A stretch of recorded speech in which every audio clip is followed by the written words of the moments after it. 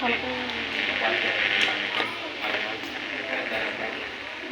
Seniors విద్యార్థులు నాశనమైనటువంటి అమర్నాథ్ గారికి సురేష్ గారు అందుబాటులో ఆయన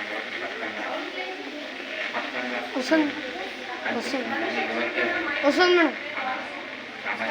తెలియజేశారు. ఇక్కడ ఉన్నటువంటి విద్యార్థులకు ముందుగా 80వ స్వాతంత్ర దినోత్సవ శుభాకాంక్షలు. ఈ స్వాతంత్ర పోరాటం గురించి ఇదివరకే మన ప్రధాన ఉపాధ్యాయులు గారు చాలా వివరంగా చెప్పడం జరిగింది. ఎంతోమంది త్యాగం చేస్తే తప్ప మనకు అంటే స్వాతంత్రం రాలేదు. మరి ఈరోజు స్వాతంత్రం వచ్చి మన జీవితాలు ఈ విధంగా ఉన్నాయంటే కారణం వారు చేసినటువంటి పోరాటాల త్యాగపడుతుంది. మరి ఈ పోరాటంలో ఎంతోమంది నాయకులు ఉండొచ్చు, కానీ మనకి ఈరోజు జెండా ఎగరవేయడానికి ప్రధాన కారకులైనటువంటి పింగళ వెంకయ్య గారి గురించి మనం తెలుసుకోవాలి. ఎందుకంటే స్వాతంత్రం పోరాటంలో మనకంటూ ఒక స్వాతంత్రం సృష్టించిన స్వతంత్ర దేశంగా అవతరించినటువంటి క్రమంలో మనకి శాశ్వత ప్రతీకగా ఉండాల్సినటువంటి ఒక జెండా కావాలని చెప్పి 1906 సంవత్సరంలో కలకత్తా సమావేశంలో పింగళి వెంకయ్య గారు సూచించడం జరిగింది. తర్వాత వచ్చేసి ఈయన 1916 సంవత్సరంలో మన జాతీయ పతాకం అనేటువంటి ఒక పుస్తకం, ఒక ఆవిష్కరణగా ఒక పుస్తకాన్ని కూడా రాయడం జరిగింది. తర్వాత 1916 సంవత్సరంలో 3 రంగులతో కూడినటువంటి దాంతో ఒక జెండాను రూపొందించడం జరిగింది. తర్వాత 1921 సంవత్సరంలో గాంధీ సూచన మేరకు ఇది జరిగింది.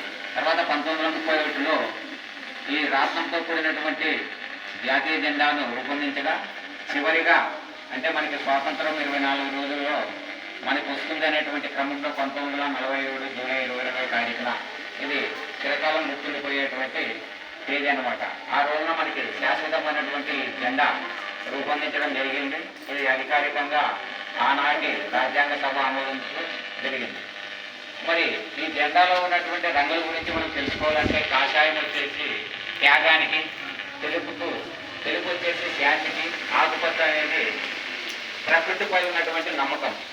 అంటే ఈ మూడో దాని గురించి ఇప్పుడు ప్రస్తుతం చెప్పాల్సి ఉంటుంది. ప్రకృతిపై మనిషికి అవినాభావ సంబంధాలు ఉండాలి. ఎందుకంటే ప్రకృతిని మనము హాని చేస్తే ఇప్పుడు మనకి వర్షాభావం పరిస్థితులు నెలకొని ఉన్నాయి, ఎల్లినో ప్రభావం, మనిషి చేసేటువంటి విధ్వంసాల ఫలితంగా ఈ ప్రకృతిలో మార్పులు సంభవిస్తున్నాయి. ఒకప్పుడు కార్తుల ప్రకారంగా వర్షాలు వచ్చేటువంటి సమయం, కానీ ఇప్పుడు గట్టిదప్పున కార్తులు. దీనికి గల కారణం మానవుడు చేసినటువంటి ప్రకృతి విధ్వంసం, పర్యావరణ విధ్వంసం.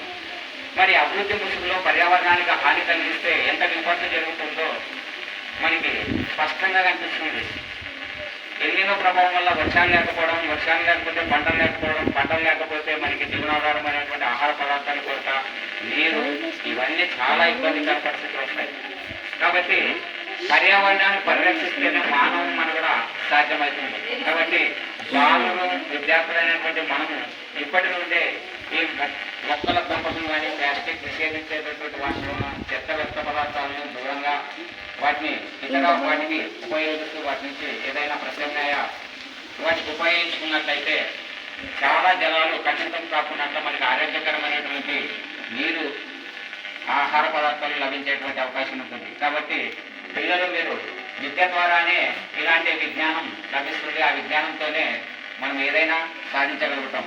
కాబట్టి విద్యార్థులు మీరు తప్పనిసరిగా ప్రతిరోజు పాఠశాలకు వస్తూ ఇక్కడ చెప్పినటువంటి పాఠాలు వింటూ మీరు విలువలను పెంపొందించుకుంటేనే సాధ్యమవుతుంది. ఎందుకంటే క్రమశిక్షణ లేకుంటే ఇవన్నీ సాధ్యమయ్యేటువంటి పనులు కాదు.